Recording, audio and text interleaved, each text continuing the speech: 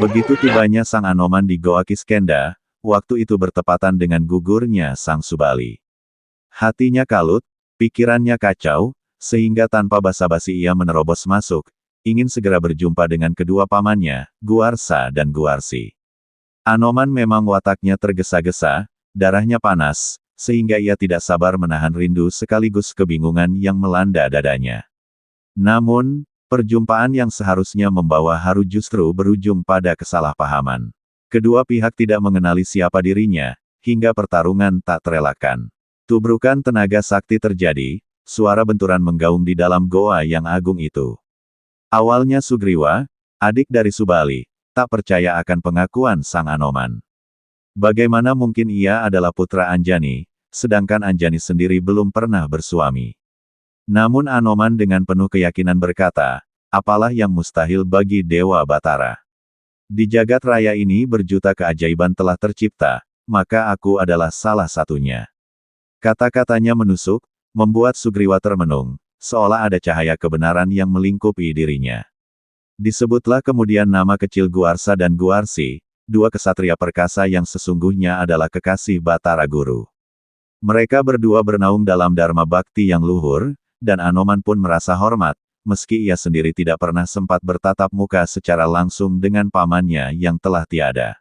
Subali pun kala itu telah dimakamkan dengan layak, dengan segala kehormatan seorang kesatria yang pernah berjaya. Sari menuju Kayangan.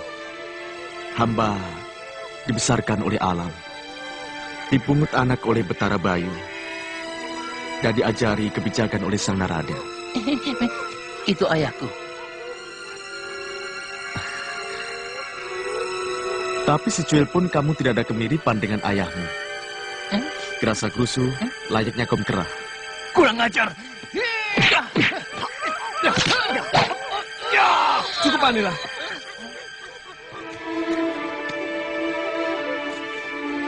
Buktikan kalau kamu benar-benar putra dari Yundaku Anjani. Hamba dilahirkan di pinggiran telaga Sumala. Eyang hamba seorang resi bernama Gotama. Dan eyang putri hamba adalah Dewi Indradi. Ibu hamba mempunyai dua orang adik yang bernama Paman Subali dan Sugriwa. Cukupkah penjelasan hamba? Kalau kamu benar-benar putra Dewi Yunda Anjani, sebutkan nama kecil saya dan Kanda Subali. Menurut ibu, nama kecil paman berdua adalah Guarsa dan Guarsi. Paman.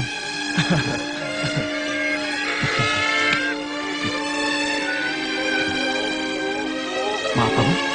Apa kedua tuan itu kesatria dari Ayodhya? Dari mana kamu tahu? Eyang Gotama. Beliau menyuruh hamba untuk mengabdi kepadanya. Ya. Terimalah salam bakti hamba Gusti. Kalau diperkenankan, hamba bersedia mengabdi kepada Paduka. Saya terima sembah baktimu, Anoman. Saya senang kalau kamu mau bergabung dengan kami.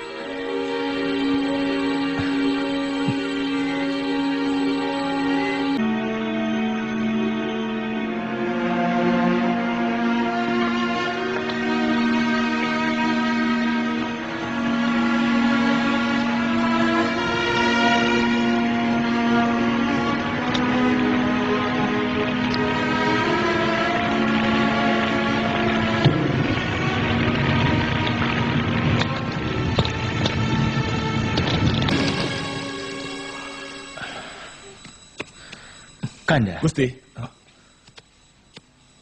Sementara itu, Prabu Ramawijaya bersama adiknya, Laksmana, tengah berada di Goa Kiskenda.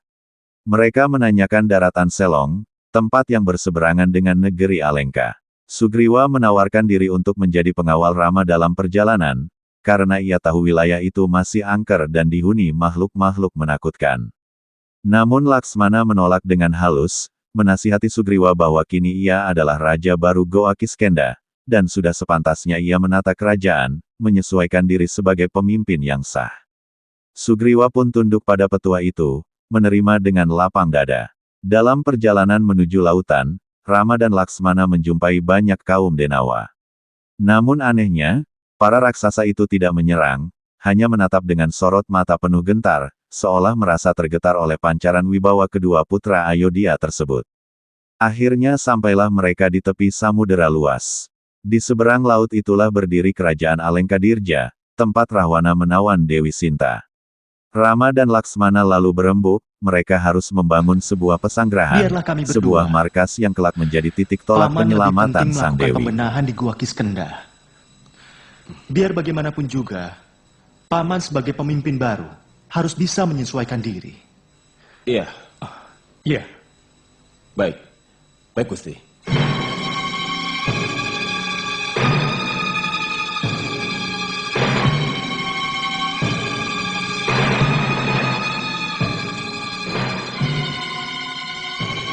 Benar kata Sugriwa. Saya merasakan ada makhluk-makhluk halus di sekitar sini. Tapi mereka kelihatannya takut terhadap kita, Kanda Rama. iya.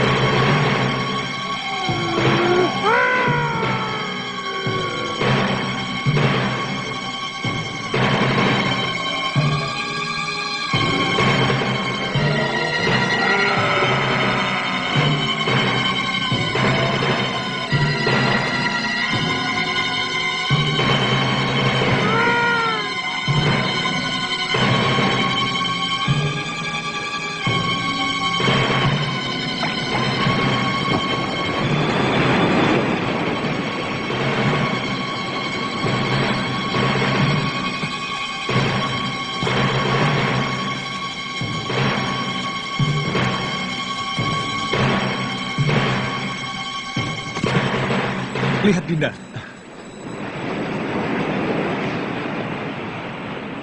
Mungkin itu daratan Alengkadirja.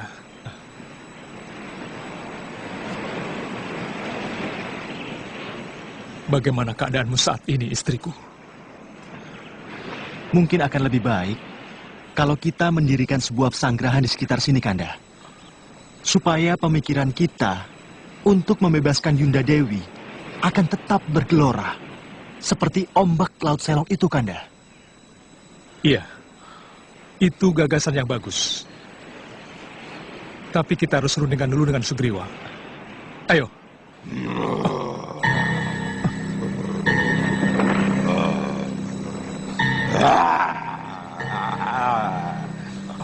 Namun, sebelum rencana itu terlaksana, muncul seekor raksasa menakutkan menghadang perjalanan mereka. Dengan satu tembakan panah, wujud itu lenyap. Ternyata ia adalah seorang dewa yang dahulu terkena kutukan akibat kesalahan di masa lampau. Kini, setelah terbebas berkat panah suci Rama, ia kembali ke wujud sejatinya. Sang dewa pun bersujud penuh syukur, lalu menghadiahkan sebuah tumbuhan ajaib. Bila daun itu dimakan, maka orang mati sekalipun akan kembali hidup. Setelah berpamitan, ia pun naik kembali ke kahyangan.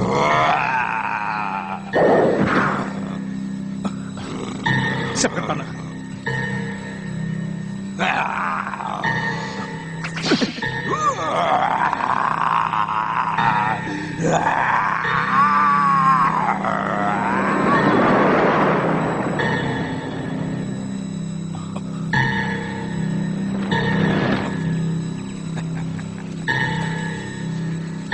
Terima kasih cucuku.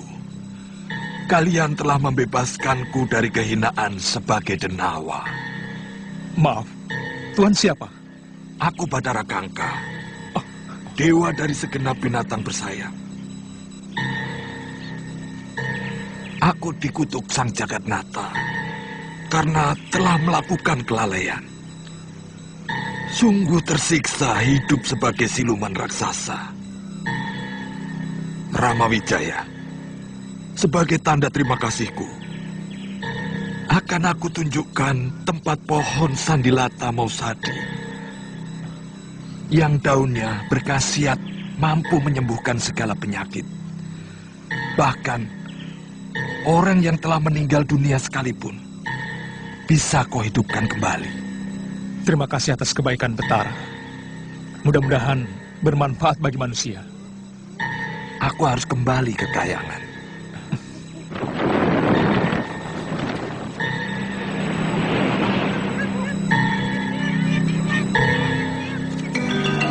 Keesokan harinya, Rama Wijaya memulai pembangunan pesanggrahan di pesisir Selong, tak jauh dari Alengka. Sugriwa sebagai Raja Kera yang baru segera mengerahkan pasukannya. Dengan penuh semangat, para wanara bekerja siang dan malam.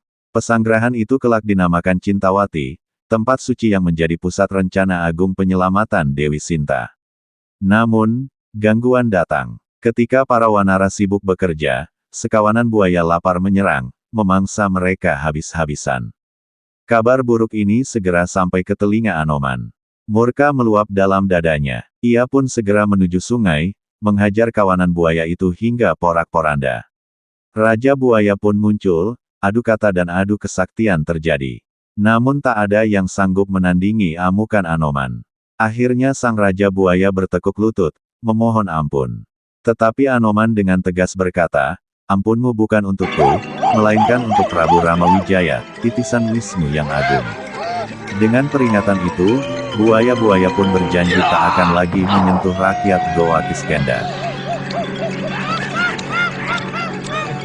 Anak itu tenaganya luar biasa. Tapi kesaktiannya belum teruji.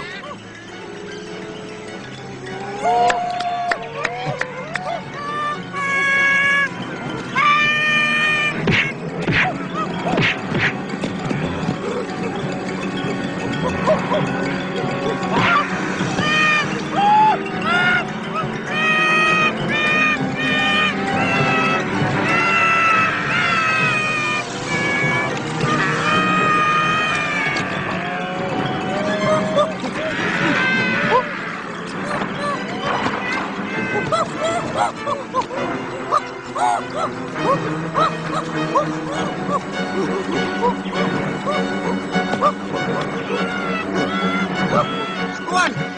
Tuan! Lapor Tuan! Lapor Tuan, buaya-buaya itu menyerang lagi. 5 rakyat kita dimangsa Tuan. Anoman! Mau kemana? Buaya-buaya itu harus dihajar. Aku ingin ketemu rajanya, Paman. Dia harus ditaklukkan supaya tidak mengganggu lagi. Ayo, kerja lagi.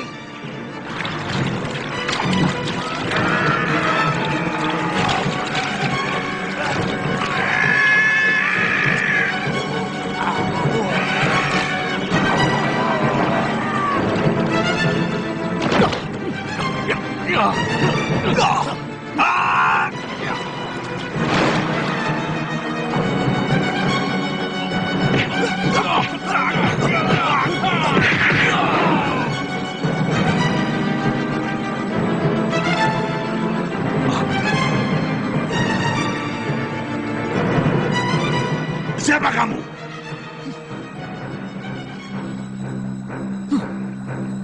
Siapa yang mengizinkan kamu masuk istanaku? Hah? Anak buahmu mengganggu rakyatku. Mereka memangsa beberapa orang dari rakyatku. Sungguh aneh omongan Tuan. Buaya memangsa monyet atau menjangan atau apapun adalah hukum alam.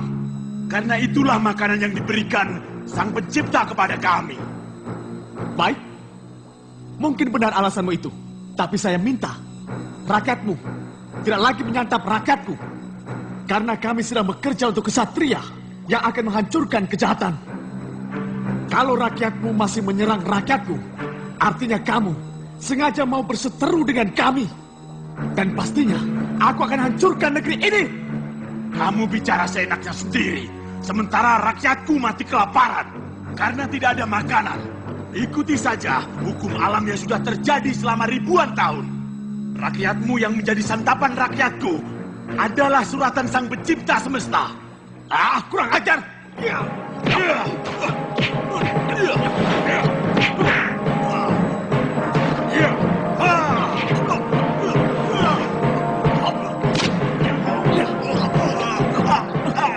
Ampun, aku menyerah. Aku minta ampun. Kamu harus ikut aku. menemui Gusti Ramuwijaya. Ampun, jangan bunuh aku, kasihan rakyatku. Kamu bisa minta ampun kepada beliau. Mudah-mudahan dia mengampunimu. Ayo.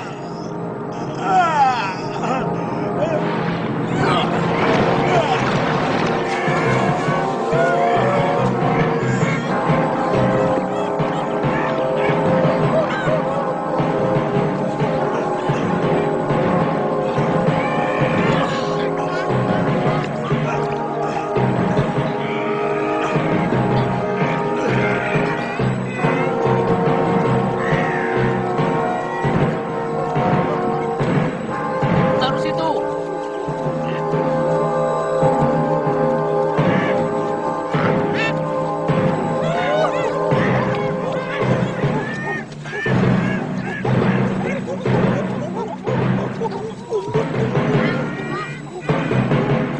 Siapa dia? Dia Raja Buaya di sebelah barat, Paman. Rakyatnya selalu mengganggu rakyat kita. Banyak rakyat kita yang jadi korban. Terserah, Paman, mau memberikan hukuman apa kepada dia dan seluruh rakyatnya? Ampun, Tuan. Hamba menyerah. Hamba bersedia menjadi taklukan, Tuan. Dan akan hamba larang seluruh rakyat hamba menyakiti rakyat Tuan. Ampun, ampun. Bagaimana, Gusti? Siapa namamu? Seraba, Gusti. Kamu bersedia menjadi anggota masyarakat kami? Hamba bersedia, Gusti. Baik. Karena kamu bersedia menjadi warga kaum Wanara, maka di depan namamu akan kububuhi nama Kapi. Artinya kera. Kapi Seraba. Terima kasih, Gusti. Wah, wah, wah. Jadi bagus benar namanya Kapi Seraba. Daripada sebelumnya, nama kok Seraba. Salah-salah orang bisa menyebutnya Serabi. Kalau begitu, aku juga mau ganti nama. Jadi, Kapi Sembaban. Ya, Kakak.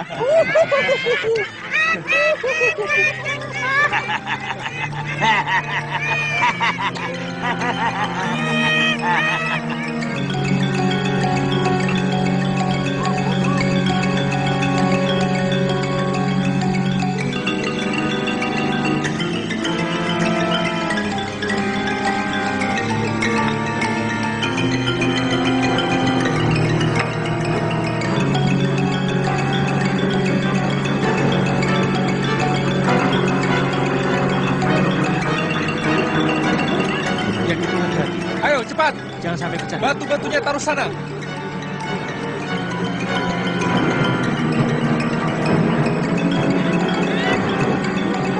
Yang lainnya Ya, boleh terus, kumpul hati-hati. sebelah sana. Kamu di situ. Lambat laun, pesanggrahan Cintawati berdiri megah di tepi laut. Namun kerinduan Rama kepada Dewi Sinta kian membuncah. Ia ingin segera mengutus seseorang menyusup ke Alengka. Tetapi semua pasukan Wanara terdiam, tak ada yang berani, karena mereka tahu betapa dahsyatnya kesaktian penghuni Alengka. Hanya satu yang maju, siapa lagi kalau bukan Hanoman si kera putih sakti Mandraguna. Ia siap menjadi telik sandi, menyampaikan cincin Rama sebagai tanda kasih dan pesan kerinduan kepada Dewi Sinta. Namun sebelum berangkat, Hanoman merasakan ragu, ia tidak dapat terbang menyeberangi lautan. Rama lalu menawarkan tangannya sebagai landasan. Dengan lompatan agung, Hanoman melesat bagai panah, menembus angkasa menuju negeri Alengka Dirja. Saat ini, istriku ditawan oleh Maharaja Rahwana dari Alengka Dirja. Aku hanya ingin mendapatkan kepastian bagaimana keadaannya, kesehatannya, dan keselamatannya. Nah, siapa di antara kalian yang bersedia menjadi utusanku untuk menyelundup ke Alengka Dirja?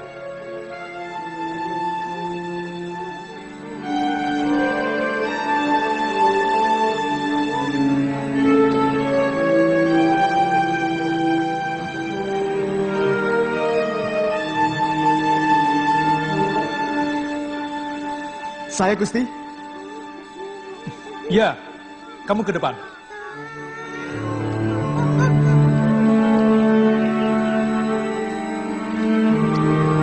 Kenapa kamu duduk di belakang Anoman? Sama saja, Paman. Di belakang pun saya masih bisa mendengarkan sabda Gusti. Gusti? Kamu sanggup, Anoman? Kenapa kamu diam saja dari tadi? Hamba tidak ingin mendahului yang lain, Gusti.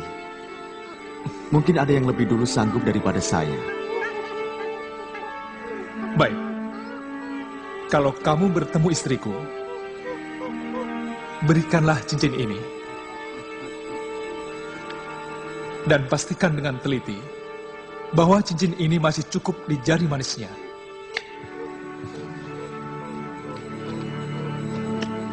Pergi. Baik, Gusti.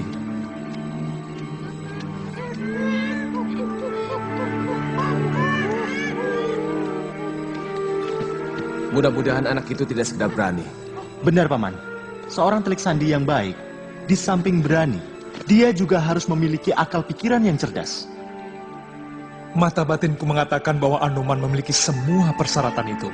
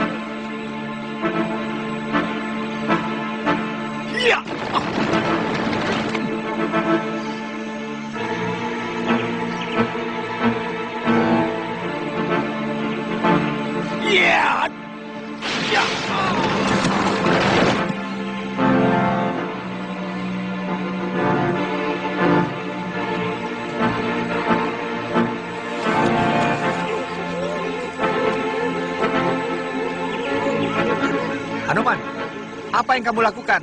Kenapa kamu membuat kerusakan di sini? Hamba menggunakan batu dan pohon untuk tumbuhan loncatan hamba menyeberangi lautan. Tapi ternyata tidak berhasil, Paman. Oh,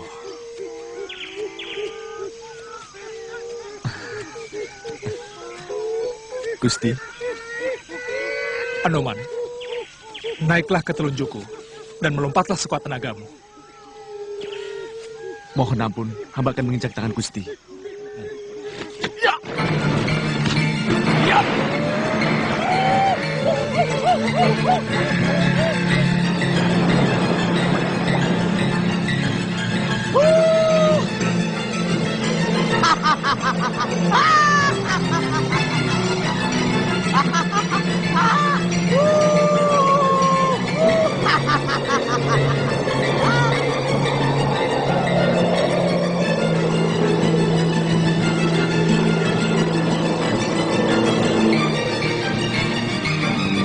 Sementara itu di Alengka, Dewi Sinta merana.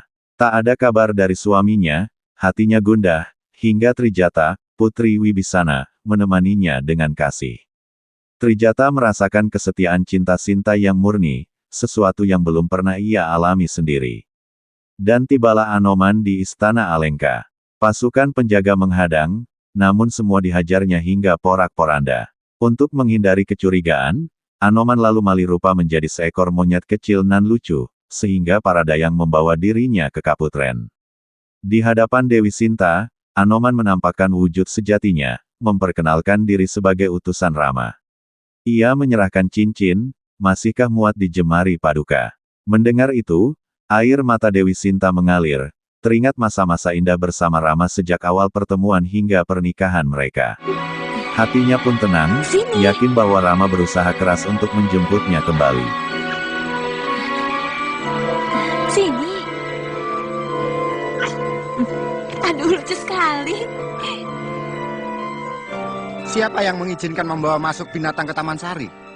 Untuk kesenangan dan kebahagiaan Gusti Dewi Sinta, tidak perlu ada izin-izinan. Aku tidak percaya Dewi Sinta suka sama monyet. Kalau tidak percaya, ya sudah.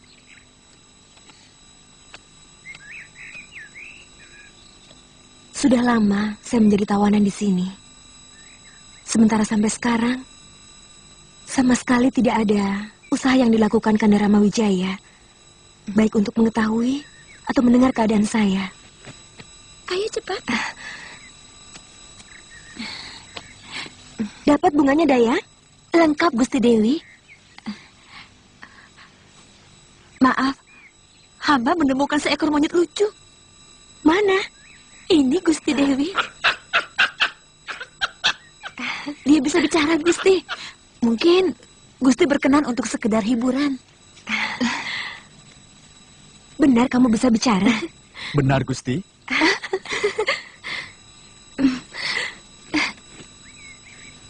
Dayang, bawa bunga itu ke tempat persembahyangan. Dan kamu persiapkan untuk upacara persembahyangan senjakala nanti. Baik.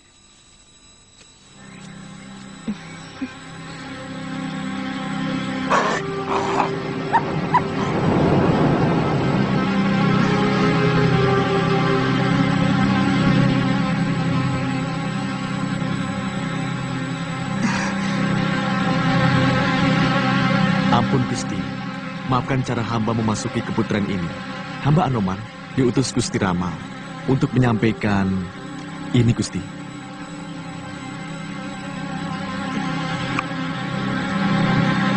Apa pesan Gustimu? Beliau cuma menyampaikan apakah cincin itu masih muat di jari manis Gusti seperti dulu.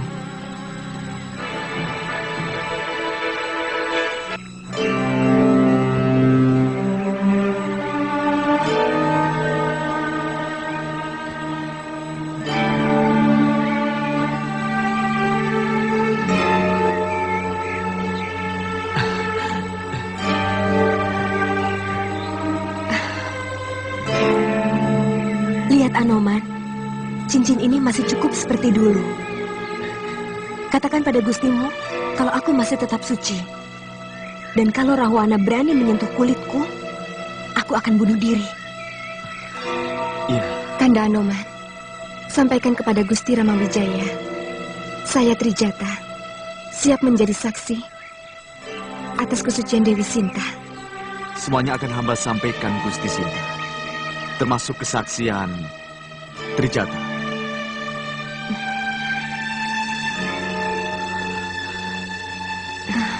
Di mana Kanda Rama berada? Gusti Rama telah mendirikan kerajaan monyet di seberang Laut Selong ini. Nama negerinya Pancawati.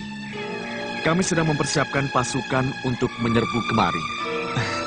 Sebenarnya, hamba bisa membawa Gusti sekarang juga. Tapi Gusti Rama tidak memerintahkan. Hamba mohon Gusti akan tetap bersabar sampai datangnya hari pembebasan. Aku sudah bahagia, sudah ada kabar dari Kanda Rama. Katakan, aku sudah sangat rindu. Hamba mohon diri, Gusti. Hamba ingin melihat-lihat kehebatan negeri ini. Kanda, hati-hati Kanda Anoman.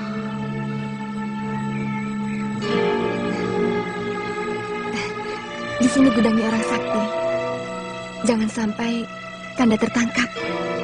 Karena kekejaman orang Alengka lebih buas dari binatang. Terima kasih atas nasihatmu, Trijata. Mudah-mudahan Dewata melindungi saya.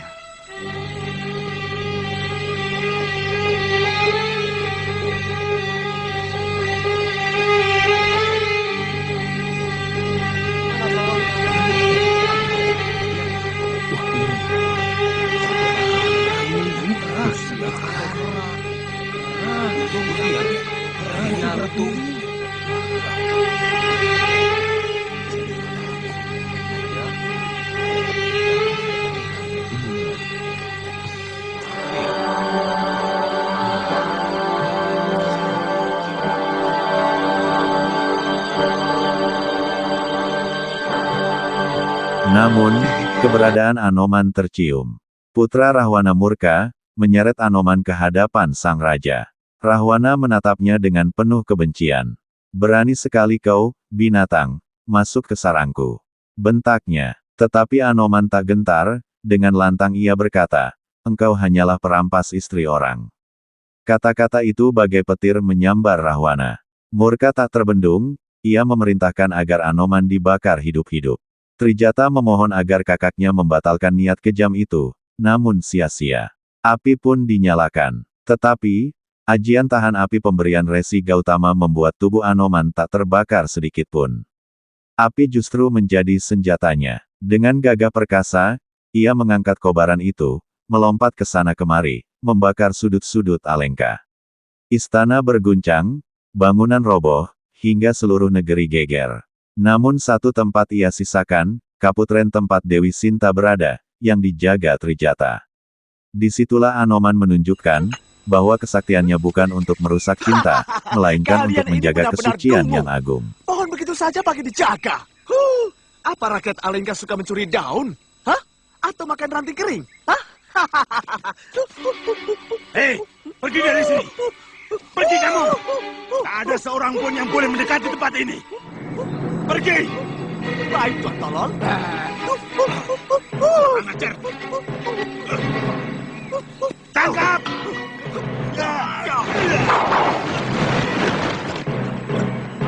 Hei, hei, lewat.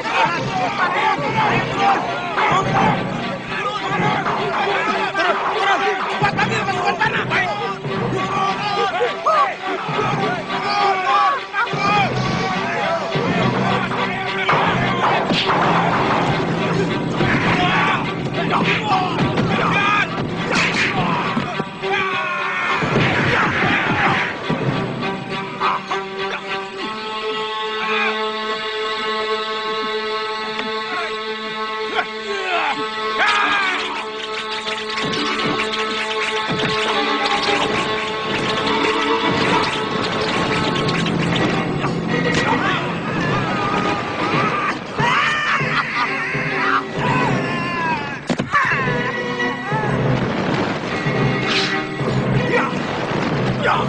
Tangkap monyet itu hidup-hidup. Aku tidak mau tahu bagaimana caranya. Kalau perlu, kerahkan semua prajurit Alengka. Dasar goblok semuanya. Prajurit macam apa kalian? Menangkap monyet saja tidak becus. Baik, Gusti. Nah,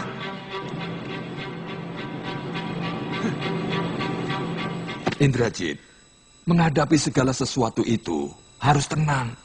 Tidak usah gerasa gerusu. Baru menghadapi seekor monyet. Sudah seperti menghadapi beruang ngamuk. Saya kesal yang pati. Prajurit negara adidaya Alengka Diraja yang disegani seluruh negeri sampai ke seberang lautan. Tidak bisa menangkap seekor monyet yang merusak pohon, yang dipuja maharajanya. Bagaimana kalau Romo Maharaja tahu? Beliau pasti murka yang pati. Aku yakin dia bukan monyet biasa, Indrajit. Sebaiknya kamu sendiri yang turun tangan. Iya. Sebaiknya saya pergi ke sana.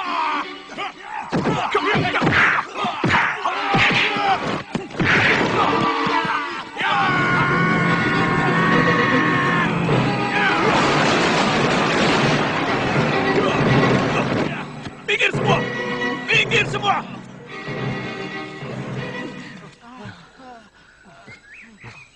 Hei monyet, lancang kamu memasukkan kepala ke mulut harimau.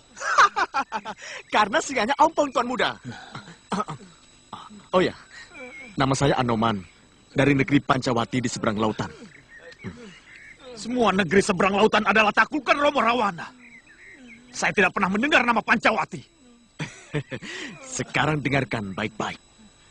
Negeri Pancawati akan menghancurkan Alengka Tirca. Kurang ajar!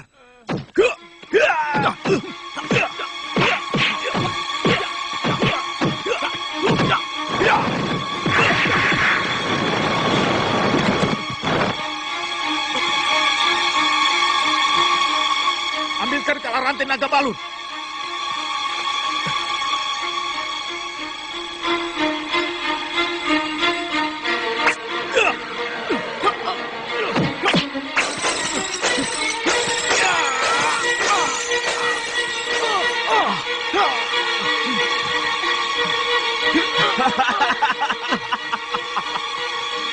Hadapkan monyet busuk ini ke depan Romo Maharaja Rawana. Ayo. Ayo jalan. Ayo.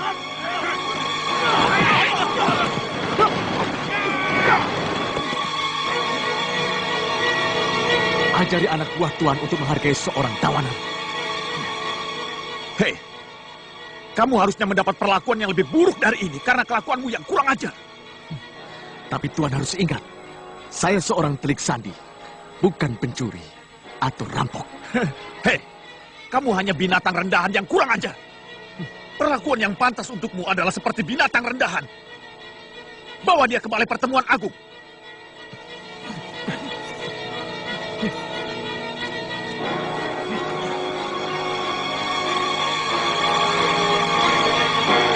Bawa dia masuk.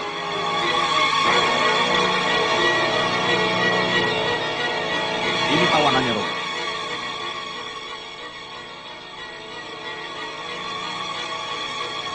Cium lantai penghadapanku, monyet busung. Siapa kamu? Berani memasuki negeriku? Namaku Rahwana, Maharaja Kaya Raya, mencuri istri orang.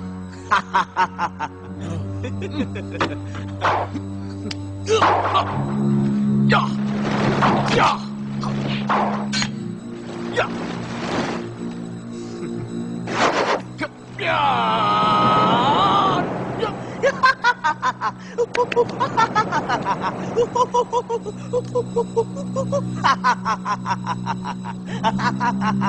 Rupanya kamu ingin pamer ilmu di sini, monyet busuk. Kamu belum tahu siapa Rahwana. Di sini, kesaktian sehebat apapun tidak punya arti secuil pun. Aku ingin tahu, apa kulitmu cukup kebal terhadap api? Indrajit, siapkan kayu bakar di alun-alun. Panggang monyet busuk ini hidup-hidup. Baik, Romo.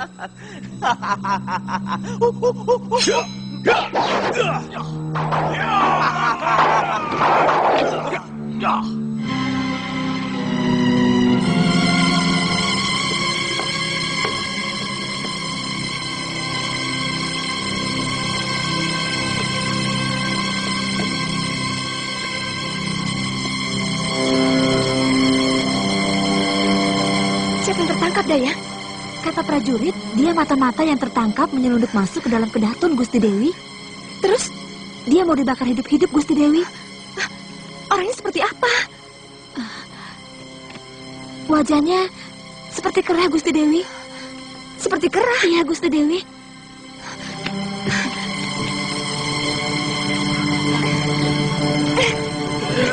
Awas! Dinda, jangan dekat-dekat. Apinya mau dinyalakan. Apa kesalahannya? Kenapa harus dibakar hidup-hidup? Mestinya kan diadili dulu. Dia itu mata-mata. Tidak perlu diadili untuk menghukumnya. Dan tidak perlu dibuktikan lagi.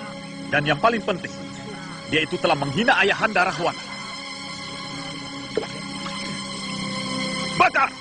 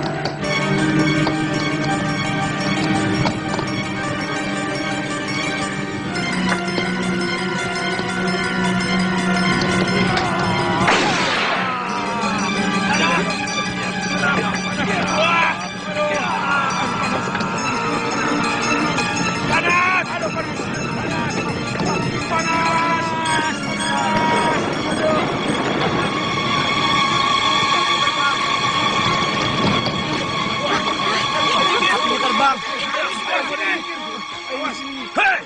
Dia membawa api itu ke kedaton!